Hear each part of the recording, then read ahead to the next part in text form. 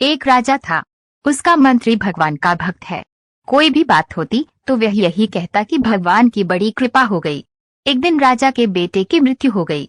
मृत्यु का समाचार सुनते ही मंत्री बोल उठा, भगवान की बड़ी कृपा हो गई। यह बात राजा को बहुत बुरी लगी, पर वह चुप रहा।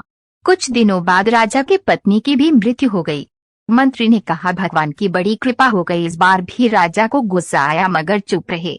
एक दिन राजा के पास एक नई तलवार बनकर आई। राजा तलवार की धार की जांच कर रहे थे कि उनकी अंगुली कट गई। मंत्री पास में ही खड़ा था। उसने फिर भी वही बात दोहराई। अब राजा के भीतर जमा गुस्सा बाहर निकला और उसने तुरंत मंत्री को राज्य से बाहर निकल जाने का आदेश दिया और कहा कि मेरे राज्य में अन्न जल ग्रहण मत करना।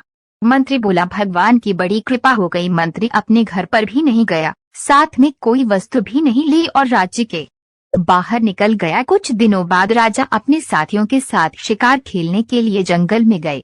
वहां जंगल में डाकुओं का एक दल था।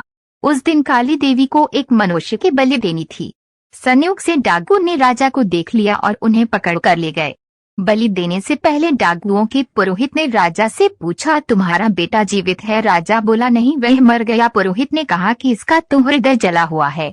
पुरोहित ने फिर पूछा, तुम्हारी पत्नी जीवित है? राजा बोला, वह भी मर चुकी है। पुरोहित ने कहा कि यह तो आधे अंग का है, अतः बलि देने योग्य नहीं है, परंतु हो सकता है कि यह मरने के भय से झूठ बोल रहा हो। पुरोहित ने राजा के शरीर जांच की तो देखा कि उसकी एक उंगली कटी हुई है।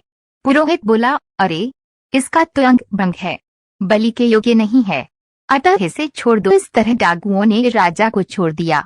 राजा ने नगर लौटते ही अपने आदमियों को आज्ञा दी कि हमारा मंत्री जहाँ भी हो उसको तुरंत वापस लाओ, क्योंकि राजा को उसकी बात समझ में आ गई थी कि जो कुछ होता है भले के लिए ही तो होता